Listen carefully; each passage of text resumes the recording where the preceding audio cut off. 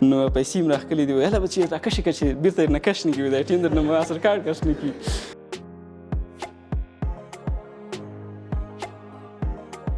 اوس حیران په دې پایم دا کینسل څنګه کړم دا که ورته ما سکرپټ غلط کړی او کار مې زیات کړی پیسې هم نه راکوي لاړم که نور مې تېر کړو.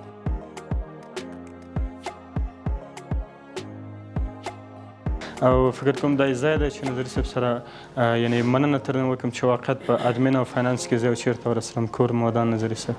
برای 1 سال دیگه پشت پروگرامینگ و بخش برنامه‌نویسی را ارائه دادم دیگه کار نمی‌کردم. تو شپږ میاشتو کې سده ډیجیټل مارکیټینګ انټرپرینورشپ او فریلانسینګ هم پکې ویلې.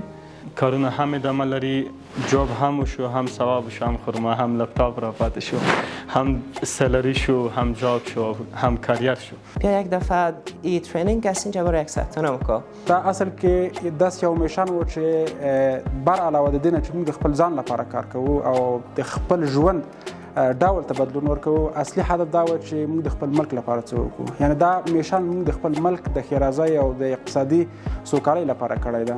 مهارت به دست بیاریم و وارد دنیا تکنولوژی شویم.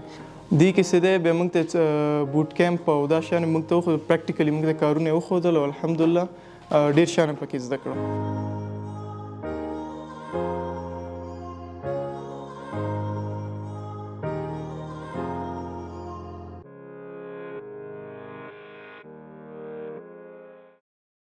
أعوذ بالله من الشيطان الرجيم بسم الله الرحمن الرحيم هو الذي خلق لكم ما في الأرض جميعا ثم استوى إلى السماء.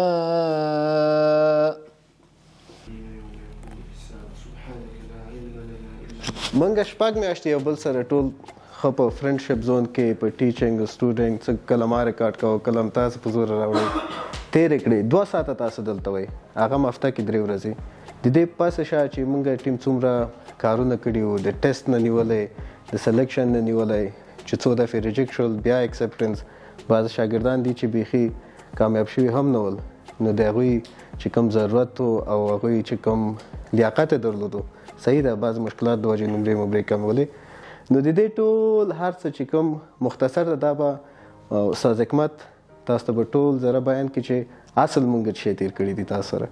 استاد حکمت دا اصل کې داس یو میشن و چې بر علاوه د دې نه چې موږ د خپل ځان لپاره کار کوو او د خپل ژوند ډول ته بدلون ورکوو اصلي هدف دا و چې موږ د خپل ملک لپاره څه وکړو. یعنی دا میشن موږ د خپل ملک د ښېرازۍ او د اقتصادي سوکالۍ لپاره کړی ده. زه ځای ګڼم د همدغه دریځ څخه یو ځل بیا په تاسو باندې غږ وکړم او تاسو ټولو ته مبارکي ووایم. خدای تعالی دې تاسو ته نوره هم اراده درکړي تر څو وکولی شئ چې هغه زحمتونه هم چې دلته وایستل او هغه څه چې د مونږ هیله وې تاسو نه هغه انشاءالله وروسته له دې نه تاسو ترلاسه کړئ ځکه اوس تر اوسه پورې زموږ میشن و چې مونږ تکمیل کولو اوس ستاسو میشن شروع کیږي. دا ټریننګ مونږ 6 میاشتې مخکې پایل کړلو تقریبا 15 کسان مونږ په اول کې ټارګټ کړي وو چې دوی ته به مونږ بشپړ وړیا د 6 میاشتو لپاره ټریننګ ورکوو او دوی به په مختلفو برخو کې چې هغه په اوسني عصر کې او په اوسني وخت کې د وخت ضرورت ته په نړیوال شکل باندې او همدارنګه د هیواد د نن هغه سکلو ته عموما ضرورت ته چې هغه د ډیجیټل مارکیټینګ برخه وه د ګرافیک ډیزاین یا ویډیوګرافي او همدارنګه ډیجیټل مارکیټینګ او فرانټ اینډ ډیولپمنټ و. یو برخه مونږ بله هم درلودله د یو ایکس وی آی په نام باندې یا هم هغه ویب ډیزاین چې مونږ ورته وایو. دا برخه مونږ تر اخره مخکې بوتله خو متاسفانه اصلي ستونزه دا وه چې هغه کسان چې په دې برخه کې باید مونږ سره ګډون کړی وای هغوی ونه توانېدل او یا هم تعداد یې کم و. اصلي وجه دا وه چې دا برخه ډېره زیاته نوې ده په اصل کې 4 برخې ټولې نوې دي. زه مطمئن یم چې زیاتره تاسو په لومړي سر کې د هر یو برخې سره نااشنا وئ که نه نو وروسته له دې نه چې تاسو دلته ټریننګ ولیدلو ورسره بلد شولی نو په دې اساس باندې هغه برخه د مونږ کینسل شوله او انشاءالله په راتلونکي ټریننګ کې هغې ته هم ځای ورکړل شوی ده. یو بله برخه چې د اکاونټینګ دغه هم ور اضافه شوې ده. څلور میاشتې موږ عموما په دې باندې فوکس وکړو چې هر هغه څوک چې په خپله برخه کې کامیابه شوی ده او په هغې کې خپل ټریننګ وویني، که د ډیجیټل مارکیټینګ برخه وه، که فرانټ اینډ ډیولپمنټ و، او همدارنګه که د ګرافیک ډیزاین برخه وه.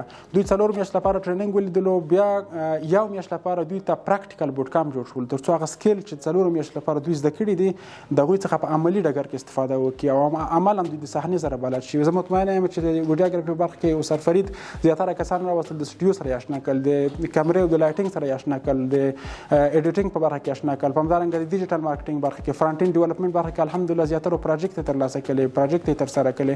مطلب په عموم کې 4 میاشتې لپاره دوی دا کارونه وکړل. 1 میاشت بوټ کامپ شول او 4 میاشتې د موږ وروستۍ میاشت وه او د موږ ټولې هیلې هم دغه 4 میاشتې وې. هغه په داسې شکل باندې ډیزاین شوله چې لومړی 15 ورځې د انټرپرنورشپ په باره کې شولې چې هاو وي کان سټارټ ا بزنس.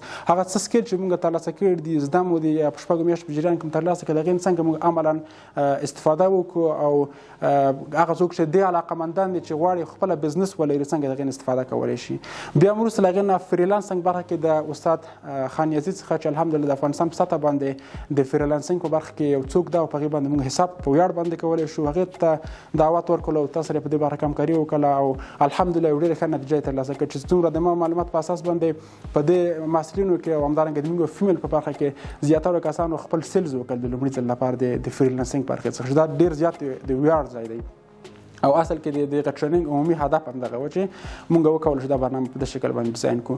نو بیا وروسته له هغې نه موږ 15 کسان، ځکه چې موږ ولیدل موږ سره سپیس شته ده، هغه تعداد مو زیات کړلو، 15 کسان مو کړل تر څو وکولو چې تر زیات کسان د ځان سره ولرو او په دې برخه کې فارغین وړاندې کړو. نو الحمدلله هر یو په خپل اندازه باندې زحمت ویستلو. موږ د تاسو ټولو نه خوشحاله یو. ممکن د ټریننګ په جریان کې موږ د دې خاطره چې په تاسو باندې دغه میشن هغه جدي کو او تاسو یو څه سیریس ونیسئ. موږ به ځینې ترخې خبرې هم کړې وي خو هغه ټول عموما هدف دا و چې تاسو ورسېږئ او د دغه میشن هغه هدف ترلاسه شي. نو په دې اساس باندې د ټولو نه زه مننه کوم. لومړی تر ټولو مهمه خبر دا ده چې ولې موږ دې ته پام وکړو چې په افغانستان کې موږ په حضوري ډول باندې دا ټریننګونه شروع کړو او دا لړۍ مو شروع کړه، دا لړۍ مو پیل کړه. د ما په نظر باندې او هغه ټیم چې د موږ و دې فکر وکړو چې په افغانستان کې ورځ تر بلې بزنسونه روان کیږي. پاورټي لاین د او سی ایچ ای د ریپورت په اساس باندې تقریبا په 2020 کال کې 40% ده، بیا په 2021 کال کې 80% او تر 80% پورې استیمیټ شوی وو او بیا اوس په 2022 کال کې ورستی کوم معلومات چې د کوم ریسرچ کنډکټ شوی ده، کوم سرویس تکمیل شوی ده، هغوی دا ویلي چې 90% پاورټي لاین ده. یعنې په افغانستان کې خلک د بېوزلۍ څخه 90% سرکه کوي، د بیلو پاورټي لاین ژوند کوي. ښه، یو دا خبره شوله. د دې علت څه دی؟ د علت به موږ را پیدا کوو. د دې علت دا ده چې د ریپورت په اساس باندې په 2022 کال کې تقریبا 25% بزنسونه چې هغه ډاون شوي دي. مطلب دا چې خلک ان امپلایمنت ریټ دومره پورته شوی ده کنه. ښه، اوس دا د اقتصادي لحاظه دا بحث ډېر غټ بحث ده او استاد زه نه غواړم دې باندې بحث وکړم، دې باندې ډېر ښه پوهېږي. دا یو بل سره مکمل اړیکه لري. کله چې پاورټي زیاتېږي خو مطلب دا ده چې هلته به بزنسونه ډاون کېږي، د اقتصاد په سایکل کې به تغییر راځي، ان امپلایمنت ریټ به زیاتېږي. کله چې ان امپلایمنت ریټ یا بیکاري زیاته شوله، نیټ انکم د یا هم هغه پر کاپیټا کمیږي پر پرسن او د هغې له وجې نه د خلکو اقتصادي حالات خرابېږي، سټانډرډ اپلای ضعیفه کېږي او د مشکلات سره مخامخ کېږي. ښه، اوس اصل کې نو د دې خبرې تړاو د موږ د ټریننګ سره څه شولو؟ مطلب دا چې موږ د اقتصادي لحاظه ورځ تر بلې وظیفې د لاسه ورکوو. حضوري کوم کمپنۍ چې دي هغه له منځه ځي په افغانستان کې. د دې لپاره حل لاره څه شی ده؟ حل لاره دا چې موږ وشو کولی په آنلاین شکل باندې د افغانستان نه په بیرون کې موږ کار وکړو، ریموټ جاب وکړو یا هم فریلانسنګ برخه کې کار وکړو.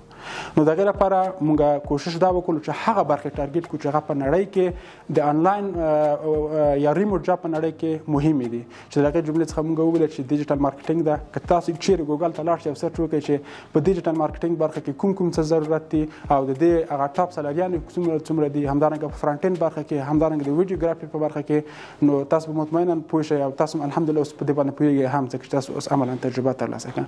نو فریلانسنګ داسې یو برخه ده چې استاد نیازي ته ښه معلومات دي چې په نړۍ کې یو کې همدارنګه پاکستان او اوکراین او همدارنګه بنگلاديش او انډیا دا ملکونه په څومره کچه باندې دوی د انول نت انکم یوازې د فریلانسینګ څخه ترلاسه کوي چې دوی له کوره ناست دي یا په خپل کمفورټ زون کې ناست دي چیرته چې علاقه ده او دغه جنه کار کوي. نو په دې اساس باندې کوم ریسرچ یا سرویچ کنډکټ شوی د هغه وایي چې موږ همسایه هیواد پاکستان چې ده په کال کې 0.15 بیلیون یا هم که ډیر استیمیټډ و 390 میلیونه انوال ډالر انکم ترلاسه کوي یوازې د فریلانسینګ څخه. نو زه مطمئنه یم چې په افغانستان کې دا لومړی ځل ده چې په دغه کوالټي باندې په دې کیفیت باندې یو ټریننګ دایریږي او ځای ده چې د یولانا د عمومي ټیم څخه مننه وکړو او همدارنګه د یولانا د مؤسس رحمت الله نوروز استاد څخه مننه وکړو چې په دې برخه کې کار وکړو او دغه ځوانان چې نن په دغه برخه کې ټریننګ ترلاسه کړو د دوی څخه هیله دا ده چې دوی نور خلکو ته ټریننګ ورکړي. مطلب دا چې موږ تقریبا 15-50 کسان ټریننګ ولیدلو. دوی که هر یو آنلاین جاب پیدا کی هر یو فامیل په ورته شکل باندې موږ 10 کسان ونیسو نو ضرب کې تقریبا 1550 کسان کیږي. 1550 کسانو په ژوند کې مستقیما تغییر راځي. نو دا که چیرته تاسو په خپل برخه کې کار وکړئ نور ټریننګ کوي د پروسه او لړۍ به هم دوام پیدا کوي او الحمدلله ان شاء الله زه په دې باندې ډاډه یم چې د دې نه به موږ د خپل د ملي اقتصاد په پیارغونه وده کې استفاده وکړو او د دغه ټریننګ عمومي هدف هم دا و چې موږ د خپل زوردل هیواد د اقتصاد په پیاوړتیا کې کار وکړو. نو په پای کې ان شاء الله لکه مخکې چې وعده در سره کړې وه مونږ تر پای پورې در سره ولاړ یو. زیاترو کسان چې الحمدلله دلته به ځینې کسان وي چې دوی ټریننګ ولیدلو او همدارنګه انټرنشپ ته راغلل بیا جاب واخیستلو او اوس عملا جاب لري او همدغه شکل باندې موږ دا هڅه روانه کړې ده چې تاسو ته په مختلفو کمپنیانو کې د هیواد دننه او بهر ان شاء الله د کار زمینه برابر کړو. هیله دا ده چې دې پروسې ته دوام ورکړئ پرې نږدې او هغه څه چې د پروژې هدف ترلاسه کړي. بیا هم تاسو ټول ته مبارکي وایم او خدای تعالی دې وکړي چې ښه او خوشحاله ژوند ولرئ. څنګه چې استاد حکمت دوه شیان ته اشاره وکړله یو اقتصاد برخه کې ویلې او بل فریلانسینګ برخه کې ویلې. نو استاد ریاض چې موږ ټول کې سپیشلیست دلته خارجي زده کړې اقتصاد برخه کې زیات خصوصا انټرنیشنل بزنس کانفلیکټس دي که چیرې معلومونه دونه نه دي زده که تاسو خپل علم نه لږ دي سره شریک کړئ نو ډېر به ښه. السلام علیکم ورحمت الله. خوشحاله شوم چې تاسو بیا د سر نه ولیدلی. مهم دا دی چې د ټریننګ نه مخکې ستاسو پارچې موږ ته راغلی وي. حکمت روډ په یاد که نه چې کله تاسو امتحان واغستل شو مکمل ټول امتحانونه خلاص شل نو رحمت جرمني نه مسیج وکړ زه وم یو دوه استادان نورو چې تاسو دغه ټولې پارچې د سر نه راوخلی نو بیا یو چک کوي وګورئ داسې نه چې چا حق خوړل شوی داسې نه چې څوک کامیاب شوي دي څوک څنګه راغلي خپل ملګري دوستان نو هغه پارچې تاسو موږ د سر نه چک کړئ. نو خوشحاله په دې شوم چې په دومره ځوانانو کې په 100 ځوانانو کې تاسو کامیاب شوي یاستئ. بل ورځ ما یو ملګري سره بحث کوه هغه دا و چې مال دا فولبرایټ او چیفنینګ او دا داد کوم سکالرشیپونه بورسونه چې دي په دې کې دا ځوانان چې کامیاب شوي دي ولې امریکا او انګلستان او جرمني ولې دغه ځوانان بیرته وباسي ولی دوی ته فامیلی هغه زمینه مساعده‌ای چې بیرته لاړ شي. یعنی چرا باید امی بچه‌ها باید برن پس امریکا یا مثلا جرمنی و چیفنینگ از انگلستان است. د انگلستان چیفنینگ سکالرشپ ځکه چې هر کس نشي کولای چې چیفنینگ فولبرایټ او داد ته کامیاب شي. هغوی په زورګونه ځوانانو کې یو څو ځوانان په کار دي. کله چې هغوی راواغستل هغوی وروزل هغوی ښه هر څه فکرا آماده شل بیا هغه استعداد نه د خپل هیواد د ګټې لپاره څه شی کوي استفاده کوي. نو اوس یولرنا هم دغه یو استراتیژي ده چې تاسو په زورګونو او په سلګونو ځوانانو کې تاسو 50 کسان انتخاب شوي. اوس دا 50 کسان هم اسلام لپاره یو هستی ده دا اول او دوم د افغانستان لپاره یو هستی ده او خپل کورنۍ لپاره یو هستی هستی. زه صرف په نیت باندې اوس یو خبر کوم. نیت دا دی چې تاسو ولې دغه ټریننګ حاصل کړو څه لپاره صحیح دی دا مهم دی چې ولې موږ دا ټریننګ کوو ولې موږ مثلا باید بزنس وکړو ولې باید فریلانسینګ وکړو ولې باید بل ځای کې کار وکړو ولې باید پیسې وګټو. دغه ټول مهم څه دی اول موږ ته باید تر ټولو مهم شی اسلام دی. ګورئ که اسلام زموږ خپل ژوند هیواد دا ټول زموږ صحیح دی. کله چې موږ نیت دا چې راځه پیسې وګټو بس هر څه کو پیسې ګټو بیا هغه وخت کې انسان داسې شي هغه ډېر زیات میټریالیسټیک شي که نه بیا حلال او حرام نه ګوري. تاسو ګوري ماشاءالله ښه ډاکټري بس وګوري دونه پڼ دوای درکړي چټي معاینات هم درکړي بل درکړي ولې هغه معنویت نشته. موږ مادي او معنوي دواړو برخو ته ضرورت لرو صحیح ده.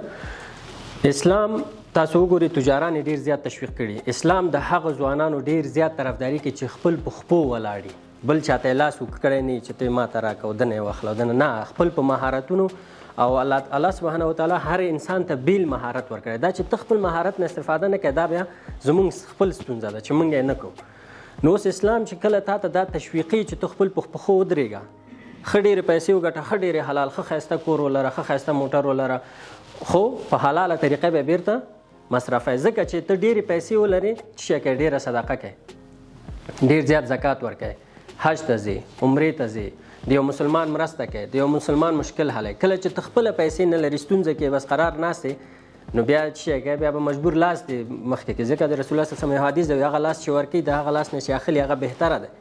صحیح ده. خیرات خواره باید انسان ځان اموختنه کړي. دغه ټریننګونه دا دي چې تاسو کې هغه کم مهارتونه، پټ مهارتونه چې دي دا را بربند شي، را بربند شي او تاسو په خپل پښو ودرېږئ او دغه پیسې وګټئ او دا پیسې د صحیح لاره کې بیرته مصرف کړئ.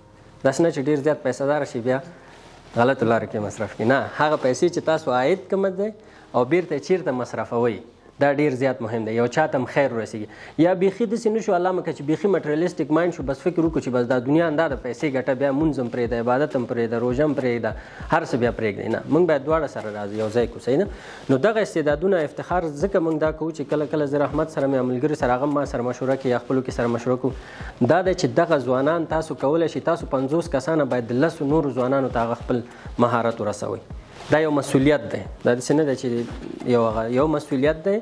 تاسو کولی شئ نور ځوانان په دې برخه کې ورځي. نیت به هم دا وي چې زموږ اول هدف چې د اسلام ته خدمت کوو، خپل هیواد ته خدمت کوو، خپل خلکو ته خدمت کوو. موږ ته دا مهم نه دی افغان دی، بنګالی دی، د هر ځای دی، بس چې مسلمان دی دا زموږ ورور دی. خبره ختم. بله خبره دا ده چې تاسو باید په ده باندې متکي نه شئ چې دا 6 میاشتې ستاسو هر څه دي. نه، تاسو نور فرصتونو نه استفاده وکړئ. آنلاین دومره ډېر فرصتونه دي، هغوی نه استفاده وکړئ. پوهنتونونو نه استفاده وکړئ. فري ټریننګونه دي، هغې نه استفاده وکړئ. آنلاین نور ټریننګونه نورو پوهنتونونو کې دي، نورو محصلینو سره په تماس کې پاتې شئ. د هغوی د استعدادونو څخه استفاده وکړئ. د استادانو سره مشورې وکړئ، کوم سره چې په تماس کې هستئ. دا لړۍ همداسې جاري وساتئ تر څو تاسو وشئ کولی چې په دې دنیا هم یو کامیابه شخصیت واوسئ او په آخرت کې هم یو کامیابه شخصیت اوسئ. ما تقریبا 30 الی 25 الی 30 کارمند که استخدام کردیم، هیچ کدامش اسنادش ارزیابی نکردیم که ماستری داره، لیسانس داره، دکترا داره. و لایی که مهارت‌هایش ارزیابی کردیم. در بخش اکاونتینگ و فایننس شما باید مهارت‌های مالی را یاد داشته باشین. اسناد برای یک اداره لازم نیست، ضرور نیست. باید مهارت داشته باشین که به خاطر امپروومنت اون اداره مفید واقع شود. به او خاطر چند مثال براتون میگم که کسای هم دوستای ما که در بخش فایننس و اکاونتینگ علاقه داره کار بکنه، شما باید زیادتر سافت‌ویرهای فایننس باید یاد داشته باشین، از قبیل کویک بوک، تالی، بیزی، یوریکا و همچنان اسپیسس. شما باید این از طریق چی یاد میشه؟ از طریق چی یاد گرفته میشه؟ از طریق همین کورسایی که کوتاه مدت از بر شما دایر میشه، مثلا 3 ماه است یا 6 ماه است یا 1 ماه است. این کوشش بکنین، تعقیب بکنین که ان شاء الله در اداره خوب کار بکنین. رئیس علی بابا گروپ به نام یک کسی از به نام جک ما، شاید شما شنیده باشین، که فعلا در چین تقریبا چندین میلیون استاف داره، کارمند داره در شرکتش. یعنی یک بیلیونر است تقریبا در چین، یعنی سرمایه‌دارترین مردی است که در چین زندگی میکنه. این آدم چند داستانش نوشته میکنه که ما چندین بار به خاطر کار در چندین نهاد رفتیم و از طرف از اداره، از طرف از نهاد رد شدیم، به خاطر که یک اپیرنس بسیار چی داره، یعنی چهره تن و نگاه قد بسیار یک آدمی است که ولی او مهارت ها و اسکیل‌های لازم در خود گنجانیده، یعنی سر خود زحمت کشیده. شما شاید دکترا بگیرین، شاید ماستری بگیرین، ولی در جای شاید شما استخدام نشین. و ای که شما یک مهارت داشته باشین، یک اسکیل داشته باشین، سر خود سرمایه گذاری کنین، هیچ اسناد نداشته باشین لازم نیست. شما میتونین سرمایه گذاری سر کارهای خود انجام بدین. شما میتونین که از طریق کورسایی که استاد نظری گفته که شما بر شما دایر شده، وب دیولپمنت بوده یا دیجیتال مارکتینگ بوده، هر بخشی که بوده، شما میتونین از طریق اسکیل خود برای خود یک کاروبار شروع کنین. در آینده میتونین که یک شرکت یا یک کمپانی شخصی داشته باشین. در فریلانسینگ آخر کلاس تاسو لکه 15 ورځې استاد 15 ورځې فریلانسینګ کو، خو دا ټول پوهیږو چې 15 ورځو کې فریلانسینګ کور کول ډیر سخت کار ده. کوم سافټویر یا ویب سایټ تاسو ته کور کو فریلانسینګ استاد ته به زه بیرته وایم چې راشي دلته او چې کوم نور پلیټ فارمونه کې کولی شي هغوی خپل مسلک مخکې بوځي کومې طریقې سره یو شارټ بیرته به تاسو ته یو بریف درکړي چې څنګه کولی شئ تاسو همدا پروسه خپله دې نه نور هم مخکې بوځئ. استاد په افغانستان کې لومړي ځل دپاره داسې یو ټریننګ دایر کېږي او بیا په داسې حالاتو کې تاسو ته حالات معلومه دي چې موږ تاسو کوم ځای کې فعلا د هیواد لیول مو کوم ځای کې قرار لري. ځوانان وګورئ په سلګونه نه په میلیونه ځوانان بېکاره دي. همدارنګه فیمیل سایډ وګورئ، ایجوکیشن وګورئ، اقتصاد وګورئ، حالات وګورئ، برق نشته، انټرنیټ نشته، ستونزې ډېرې زیاتې دي. یعنی خو بیا هم په داسې حالاتو کې چې تاسو داسې یو غټ اپورچونټي داسې یو غټ فرصت برابروي واقع دا د افتخار ځای دی او زه ویاړ کوم. نړۍ کې وګورو که نه نور نړۍ پرتله کړو ډېره زیاته پرمختللې ده. له بدې مرغه موږ تاسو ډېر زیات وروسته پاتې یو بلخصوصا د فریلانسینګ سایډ کې. ځکه فریلانسینګ داسې یو سایډ دی که نه که موږ تاسو سوچ وکړو که نه که ووایو په نړۍ کې استادان څومره شاید لکاو میلیونو ته ورسي. که ووایو چې نور وښیو یوټیوبران وښیو که مثلا فورکس ټریډینګ کسان وښیو همدارنګه نور مسلکو کسان وښیو خو د فریلانسینګ سایډ چې دی ډېر زیات فراخه دی. یعنی بې اندازې که زه تاسو ته وایم مثلا اوس د نړۍ نفوس تقریبا 9.8 بیلیون ته رسیږي ولې یوازې د فریلانسرانو نفوس چې دی 1.1 بیلیون ته رسیږي. هېڅ داسې بل مثال نشي کېدی چې وړاندې کړي څوک موږ وایو چې دونه یوټیوبران لرو دومره مثلا ګرافیک ډیزاینران لرو ولې فریلانسینګ نشته چې دا ټول یې سره راټول کړي. که یو څوک ګرافیک ډیزاینینګ کې دی که یو څوک ویب ډیولپمنټ کې دی که یو څوک فرنټ اینډ بیک ډیولپمنټ کې دی که هر اسان کې دی سره راټول کړي په یو میز او چوکۍ سره کېنولي تر څو خپل کار مخته یوسي. او تر ټولو ښه خبر خو دا د فریلانسینګ نه دی مثلا اسان په ډېرو کمو امکاناتو باندې بلخصوصا لکه دا ولې موږ تاسو دا سوال موږ تاسو مخکې ما تاسو څخه کړی و چې ولې موږ فریلانسینګ انتخاب کړی دلته موږ کولی شو تاسو دا هم ووایو چې له یوټیوب څخه څنګه پیسې ترلاسه کړو. خو د فریلانسینګ لوی ګټه دا ده چې تاسو ډېرو کمو امکاناتو باندې یعنې په ډېرو کمو امکاناتو باندې تاسو کولی شئ فریلانسینګ لګي. تاسو کولی شئ که زه تاسو ته ووایم چې حتی الحمدلله اوس په قندهار په داسې یو کلي کې زه شاګردان لرم چې هغوی له بیخي حتی انټرنیټ هم د موبایل له هاسپاټ څخه یوز کوي. تاسو الحمدلله وای فای شته دی برق شته دی هر څه شته دی له دې امکاناتو څخه ګټه واخلئ. هغوی الله ته اوس په 5 کې لیول 1 سیلر دی. همدارنګه که زه شخصا زه درته ووایم نو که زما دغه سټوري داسې ده چې ما خپله یعنې لومړی سیل چې دی 6 میاشتې بعد کړی دی خو الحمدلله نن د دې ټریننګ د ګټه ده د دې ټریننګ هغه اصطلاح نتیجه ده چې الحمدلله موږ په فیمیل کې موږ داسې سټوډنټ لرو چې په 4مه ورځ باندې ایډر ترلاسه کړی. یعنې دا یو وخت یو د لوی افتخار ځای دی. دا فریلانسینګ باید داسې عام کړو لکه څنګه چې نن په پاکستان کې هم دی 1 میلیون فریلانسران لري. همدارنګه چې په هندوستان کې هم دی 15 میلیونه فریلانسران لري. موږ تاسو د افغانستان نیم نفوس دی. تاسو سوچ وکړئ ګوره هندوستان وګوره ښه عجیبه دا ده ګوره چې تاسو به دا وایئ چې هندوستان وګوره دونه رسېدلی ملک دی ډېر زیات رسېدلی تقریبا خو ولې بیرته غربت کچه هم ډېره زیاته ټیټه ده. حتی تر دې پورې چې یو ماشوم د سړک په سر پیدا کېږي د سړک په سر مړ کېږي بیرته ولې د غربت د وجې د اصطلاح حتی دومره نه لري چې خپل ځان پرې پټ کړي. خو الحمدلله موږ تاسو ډېر حالات کې یو حتی موږ تاسو خبره قابلي پلو خو را رسېږي که نور څه نه وي نو موږ تاسو الحمدلله په ډېرو باندې ښه یو. نو هڅه به دا کوو چې دغه د فریلانسینګ په افغانستان کې عام کړو. عجیبه دا زما یو ملګری و چې هغه ته د 11 صنف کې دی ماشاءالله ډېر تکړه دی اوس ټاپل امتحان هم ورکړی دی او ډېر زیات وړوکی هلک تقریبا اوس چې دی هندوستان ته ماسټري ته کامیاب شوی دی. 11 صنف کې ما ته یو ورور هغه وکړه چې دا زما ورور لږ ټریننګ کړه یو څو کورسونه مې ورولېږه هغه مې فریلانسینګ مې ورښوده.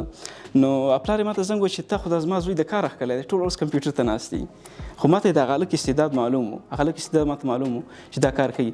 خو اپلای مې وکړه هغه ماسټر کارډ یې راغی ماسټر کارډ مې ورته کندهار ته ولېږه. خو پلار یو داسې یو ورځ راغی چې پلار یې ما ته زنګ وکړ چې یاره ستا زوی ما ته د کار ښکلی دی یو څه ما ته غوسه هم شو چې دا ته کومې لارې ته یې راوستی دی وایي لیپټاپ یې ته اخیستی بند کړی دی. خو ما زه به څه ووایم خو بیا بله ورځ شو ما لږ ګوره د دې نتیجه به وګوري. خو هغه سره $500 کار کړی و یو څو میاشتې بعد چې دی پلار یې ورسره تللی ATM ته نو هغه ماسټر کارډ کې پیسې راوباسي دا تر ټولو جالبه کیسه ده ما ته. نو هغه ماسټر کارډ کې چې ATM کې کارډ دننه کړی دی کله چې پیسې راوباسي نو هغه پیسې اول کارډ راښکلی دی بیا یې پرته پیسې راکړي دا پلار یې زر حمله کړې دی دا کاس ماسټر کارډ یې راخیستی راکش کړی دی پوه شي نو پیسې هم راښکلي دي هله به چې راکش یې کړه چې بېرته یې نه کش نه کړي د ATM درنه ماسټر کارډ کش نه کړي. نو بیا چې کله راغلی دی پیسې راخیستې دي هغه پیسې نو $400-500 چې افغانۍ ته وړې تقریبا دغه ټول 8000 افغانۍ د میاشتې معاش و دا ډېرې پیسې کېږي دلته په افغانستان کې. اوس چې هر ځای کې ناست دا زوی مې ډېر ښه زوی دی او ماشاءالله د انټرنېټ په موس باندې پیسې ګټي او پیسې ګټي اوس پوه شئ. نو داسې دی چې ځینې وخت دا فکرونه داسې د افغانستان د خلکو شاید ډېر ځوانان په اول کې دا فکر چې د انټرنېټ نه دا پیسې ترلاسه کول دا اول ما ته هم سوال په لومړیو کې خو دا ګوره هېڅ ممکنا کوم سخت کار نه دی.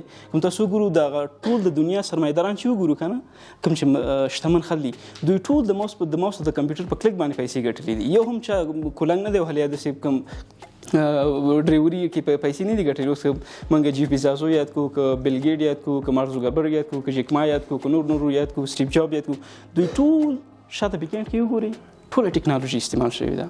هر یو تاسو باید په دې باندې خواري وکړو او د افغانستان راپورته کړو د فعلا چې کوم حالاتو کې دی، او د افغانستان باید د فریلانسینګ لارې بالخصوص زما هدف دا دی چې فریلانسینګ لارې راپورته کړو. انشاءالله دغه شپږ میاشتنی ټریننګ چې و داسې نور ټریننګونه هم چې انشاءالله موږ په خدمت کې حاضر یو او خپله مو چې څه ځای انشاءالله ستاسو خو نه درېغه او تر حد وسه پورې به انشاءالله چې څومره په بدن کې انرژي او ساه مو بدن کې انشاءالله چې تاسو خدمت ته به راځو. زه د خپل اولني فریلانسینګ پروجیکټ مې چې اخیستی قصه درته وکړم. ما هم داسې ډېر کوششونه کول د فایبر کې یو پروجیکټ نه ټیم نه کش کړی. دا اول پروجیکټ راغی انیمیشن و 2D انیمیشن، یو دقیقه انیمیشن یو سکرپټ راولګول دا وګوره دا موقع ته ښه ډیټیل زه پوه شم چې استاد شی غواړي.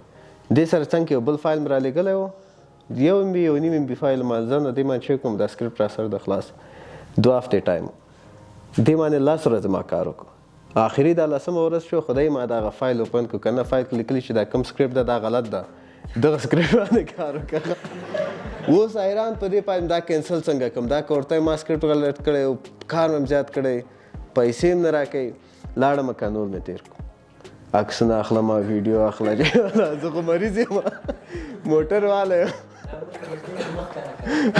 نه دا تخنیک ځکه ورښکاره کوم بند راشي او چې وکړي.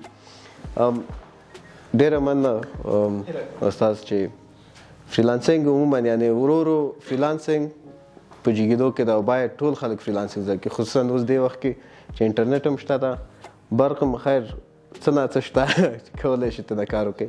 استادان هم ډېر واورېدل، ګورو چې د شاګردانو کې څوک څه ایکسپیرینس لري د دې ټریننګ نه اول نه تر اخر راغلل، په کوم حالت کې ول، اوس څه فکر لري. حالت خو د ټول انسانانو یو شی ده، چا وظیفې اخیستي چا نه دي اخیستي، چا وظیفو ته فکر شوی ده، مخکې هسې بس تشلهبازي کوله، نو اوس په کمال کې څوک راځي. زه صرف والنټیر غواړم. څنګه چې استاد فرید فنا خپله وینا وکړه چې یو محصل د جګ شي خپل هغه ایکسپیرینس چې په تیر شول د شپږ میاشتو کې څه کارونه وکړه. ډېر نه غواړم چې ډېر زیات وغږېږم، فقط ډېر خلاص چې وشول چې ونه شول چې م تجربه کړه.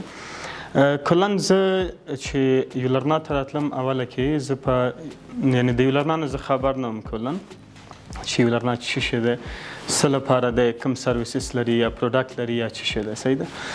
سلو ماته یو ملګري یا یو دوست ویل چې دغسې یو ټریننګ دی او دا ټریننګ را روان دی، نو فقط 4 ورځې د امتحان ته پاتې وي او ثبت نام ته زه راغلم، ثبت نام مې وکړ، شپه تېره شوه، فقط 3 ورځې امتحان ته پاتې شوه. یعنې دې 3 ورځو کې سید شاه ریسپشن کې و معلومات موږ ته راکړه، ټول معلومات چې راکړه فقط د انګلیسي کمپیوټر او دغه مربوط د رشتې چې د څه رشته وه دې کې مې سره معلومات ټول کړل، امتحان مې ورکړ، خو الحمدلله امتحان کې پاس شو. امتحان چې تیر شو، امتحان نه پس سلو ټریننګ شروع شو او څنګه چې همدغه یولرنا ټیم خپله ویلي ول او وینا یې کړې وه، همغه اوله هفته کې دوی همغه څه لپټاپ چې دوی ویلی و چې کورای 7 لپټاپ او نور جزئیات ولا ریفرشمنټ او ډیټا پیکیجز ول دا ټول هم ول پکې. صحیح ده. او د سره څنګ کې بیا همغه یعنې ټریننګ هم په جریان کې و چې 2مه میاشت شوه د ټریننګ، 2مه میاشت کې انټرشپ ول ټولو ته په خدمت کې ول. زه په انټرشپ کې لاړم، یولرنا ټیم سره وصل شوم، یو ځای شوم ورسره.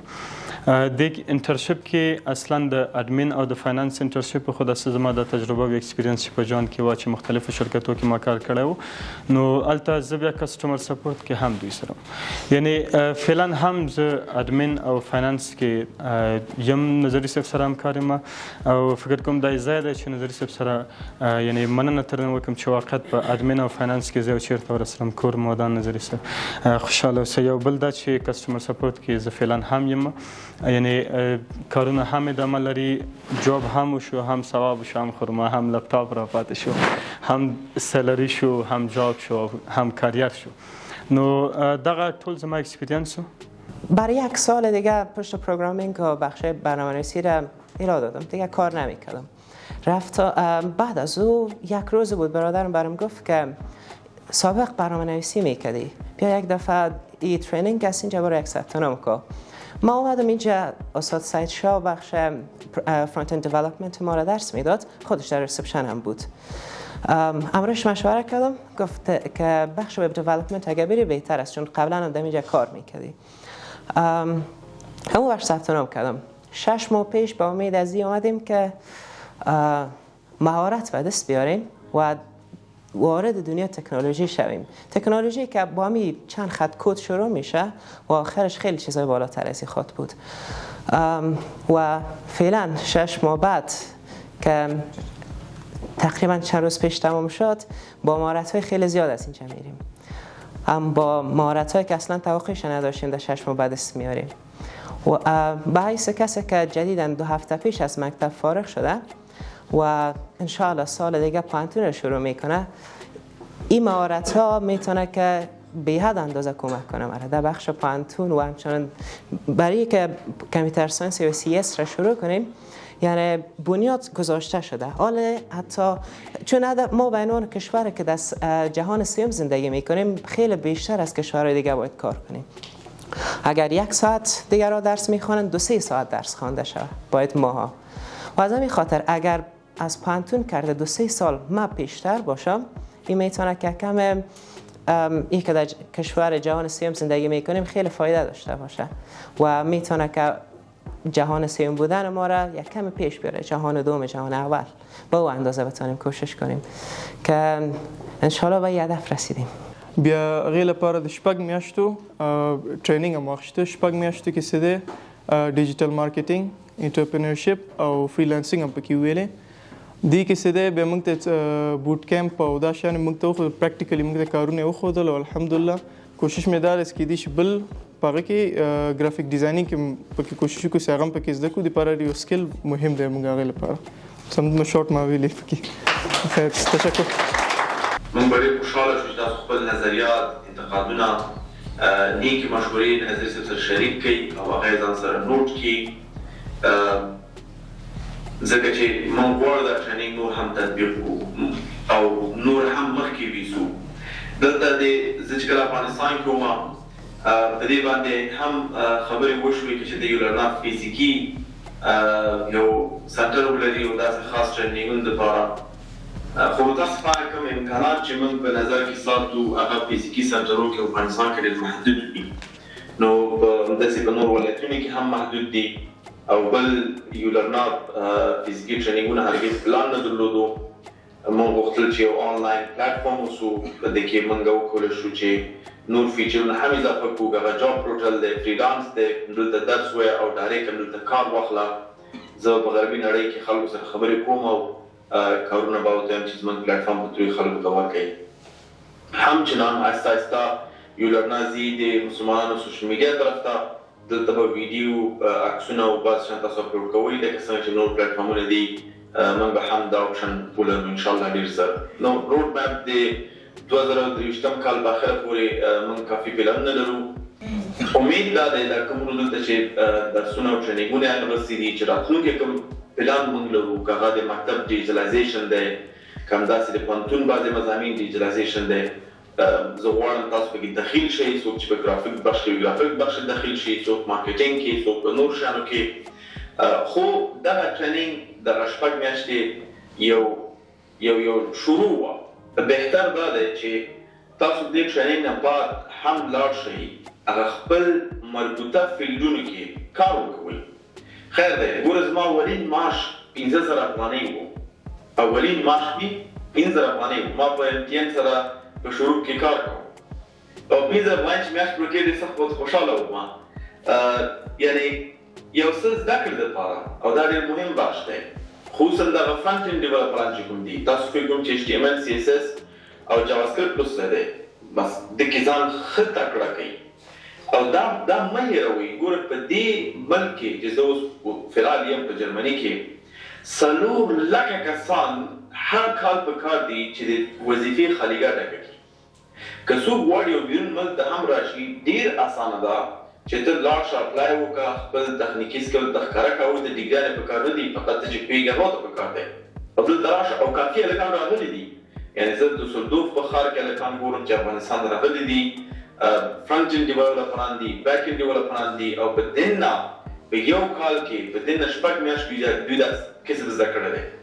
او اوسط معاش تاسو کولی شئ دا اوس ګوګل هم کې 80,000 80,000 50,000 یورو پورې دوی د کال اخلي که ټیکس ترې لرې کړي نو کیدای شي 40,000 ته د کال کې پاتې شي، دلته اکثر د کال معاش انتخابېږي. نو دغه ټریننګ اصل کې تاسو ته سرټیفیکیټ نه دی بلکې طریقه ده چې څنګه خپل فکر استفاده کړئ. ورونو خویندو ورونو ته نشته دی، کیدای شي وروسته دا ویډیو وګوري. دومره به تاسو ته ووایم چې دغه یو حدیث چې رسول الله صلی الله علیه وسلم فرمایي چې یو تکړه مؤمن دی او ضعیف مؤمن نه ښه دی.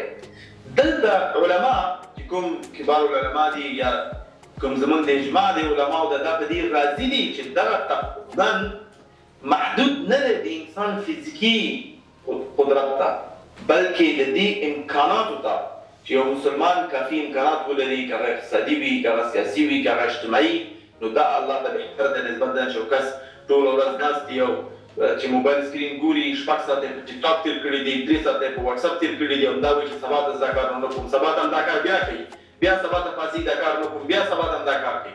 نو دې انسان نه فکر نه کوي چې جوړ شي